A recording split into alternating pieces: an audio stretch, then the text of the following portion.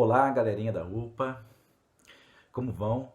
Espero que todos estejam na mais perfeita paz e saúde. Desta pequena devocional, eu convido então a vocês a abrirem comigo na carta de Paulo aos Filipenses, no capítulo 4, onde estaremos lendo a partir do versículo 10. Carta de Paulo aos Filipenses, capítulo 4, a partir do versículo 10. Queiram acompanhar aí, por gentileza, em suas Bíblias. Assim diz a palavra do nosso Deus. Alegrei-me sobremaneira no Senhor, porque agora, uma vez mais, renovaste a meu favor o vosso cuidado, o qual também já tinhais antes, mas vos faltava a oportunidade. Digo isto não por causa da pobreza, porque aprendi a viver contente em toda e qualquer situação. Tanto sei estar humilhado, como também ser honrado. De tudo, em todas as circunstâncias, já tenho experiência, tanto de fartura como de fome, assim de abundância como de escassez. Tudo posso naquele que me fortalece. Todavia, fizeste bem associando-vos na minha tribulação. E sabeis também vós, ó Filipenses, que no início do Evangelho, quando parti da Macedônia, nenhuma igreja se associou comigo no tocante a dar e receber, senão unicamente vós outros. Porque até para Tessalônica mandaste não somente uma vez, mas duas, o bastante para as minhas necessidades. Não que eu procure o donativo, mas o que realmente me interessa é o fruto que aumente o vosso crédito. Recebi tudo e tenho abundância. Estou suprido, desde que Epafrodito me passou as mãos o que me veio de vossa parte como aroma suave, como sacrifício aceitável e aprazível a Deus.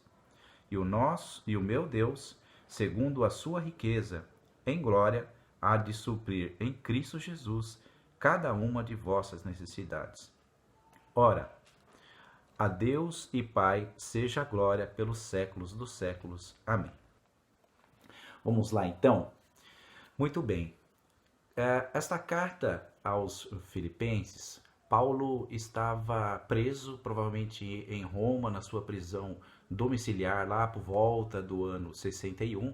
10 anos antes, o apóstolo Paulo, na sua segunda viagem missionária, conforme lá prescreve o relato de Atos dos Apóstolos, no capítulo 16, Paulo, juntamente com Silas e a sua comitiva de missionários, eles então passam a Macedônia naquela visão que o Espírito Santo de Deus lhes dera, que eles deveriam passar a Macedônia para evangelizar, partindo ali de Filipos, da cidade de Filipos.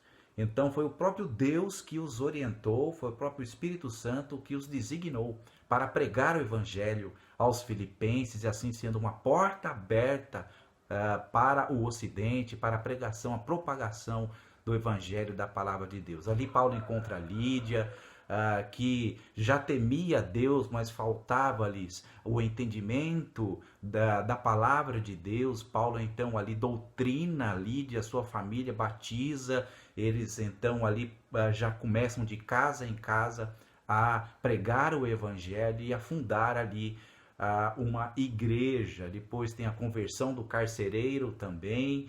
Então, de modo que foi uma oportunidade que o apóstolo Paulo teve de pregar o Evangelho e também de exercer o amor de Deus, a comunhão entre os irmãos. Paulo tinha um carinho muito especial por esta igreja aqui em Filipos. Paulo escreve aos seus destinatários com gratidão no seu coração, pela ajuda recebida, pelas ofertas, pelo sustento em seu ministério. Paulo aí por meio de Epafrodito, por Timóteo, então recebe estes donativos destes irmãos, de modo que o tom todo da carta é um tom de gratidão a Deus. Gratidão aos filipenses, de uma forma assim bastante carinhosa. Paulo endereça a carta reconhecendo a ajuda, o favor que essa igreja então prestara para ele. Também a carta ela expressa, além da gratidão, a alegria do apóstolo Paulo em partilhar do Evangelho de Cristo, esse Evangelho que significa boas novas. Esta boa nova que transformou a igreja de Filipos, esta boa nova que motiva o apóstolo Paulo, mesmo em cadeias, a continuar pregando, anunciando o Evangelho da vida. Então Paulo aqui, ele diz para a igreja persistir firme, encoraja os crentes de Filipos a, na unidade do Espírito Santo, continuarem firme nessa palavra, firme nessa palavra de salvação, nessa esperança que é Cristo Jesus, o único Senhor e Salvador. Para a igreja não perder tempo com picuinhas, com problemas que não levam a nada, mas que olhem para Cristo, a suficiência de Cristo. Então, também Paulo traz um alerta justamente para aqueles falsos mestres, esses ensinamentos, esses comportamentos que não dignificam, não honram o nome de Deus e não favorecem a unidade do corpo de Cristo, do povo de Deus. Paulo então traz uma exortação para a igreja: olhem, tomem cuidado com esses falsos mestres. Paulo alerta na carta aqui aos Filipenses, no capítulo 3, ele traz uma orientação, ele diz: acautelai-vos dos cães, acautelai-vos dos maus obreiros, acautelai-vos os da falsa circuncisão, que de uma maneira legalista e achavam que de uma forma dualista que os crentes verdadeiros eram o da circuncisão de Moisés. Então, seguiam os ritos dentro da igreja, os ritos esses já cumpridos em Cristo Jesus. Então, Paulo diz, isso não conduz a nada, isso só traz confusão. Então, o que se conclui aqui, neste breve comentário? Primeiro, o que nós aprendemos? Gratidão. Gratidão a Deus. Como nós lemos aqui no capítulo 4, Paulo, ele demonstra a sua gratidão. Alegrei-me sobremaneira no Senhor, porque agora, uma vez mais, renovaste a meu favor o vosso cuidado, o qual também já tinha antes, mas vos faltava oportunidade. Paulo, então, agradece e ajuda de coração. Ele faz questão, 10 anos depois aqui, que ele fundar esta igreja, de dizer: olha, meu amor por vocês continua firme, eu tenho saudade de vocês, gostaria de estar convosco. Então ele expressa esse sentimento de gratidão através desta carta. Nós podemos ver aqui no versículo 15, que ele diz: e sabeis também vós, ó Filipenses, que no início do evangelho, quando parti da Macedônia, nenhuma igreja se associou comigo no tocante a dar e receber, senão unicamente vós outros. Porque até para Tessalônica mandaste não somente uma vez, mas 2, o bastante para as minhas necessidades. Olha que bênção, que bênção.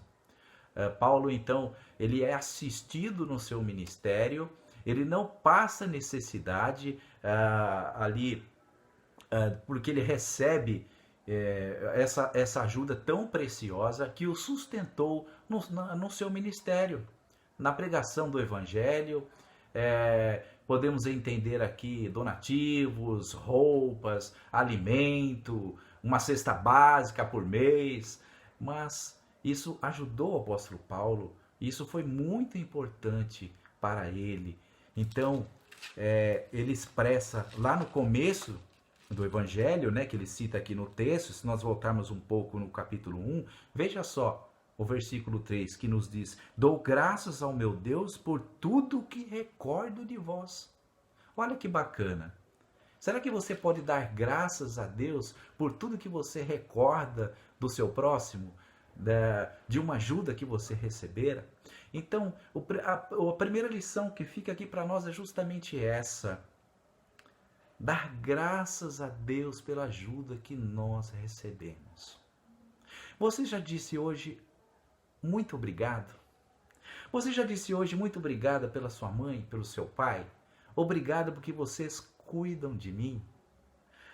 Você já disse para o seu amigo que lhe ajudou de alguma forma ou de outra numa lição de casa ou te ajudou com alguma coisa material? Você deu graças a Deus e olhou para ele ou para ela e disse muito obrigado? Se você não o fez, nós temos hoje a oportunidade, não deixemos para amanhã, para valorizar o nosso próximo, porque amanhã pode ser tarde. Então vivamos o dia de hoje como se Cristo voltasse amanhã e vivamos a vida cristã com um sentimento puro de gratidão no nosso coração, de tudo que nós recebemos de Deus, porque é das mãos de Deus que nós recebemos a ajuda. E Deus usa pessoas, Deus usa a igreja, Deus usa o seu colega de classe, Deus usa a UPA, Deus usa os nossos irmãos, e com o único propósito de nos unirmos. Veja esta unidade que o apóstolo Paulo diz aqui no capítulo 1, se vocês voltarem um pouquinho, diz assim também a partir do verso 27, vivei acima de tudo por modo digno do evangelho de Cristo, para que, ou indo ver-vos, ou estando ausente, ouça no tocante a vós outros, que estáis firmes em um só espírito. Veja, está falando da unidade. Nem um só espírito. Como uma só alma, lutando juntos pela fé evangélica.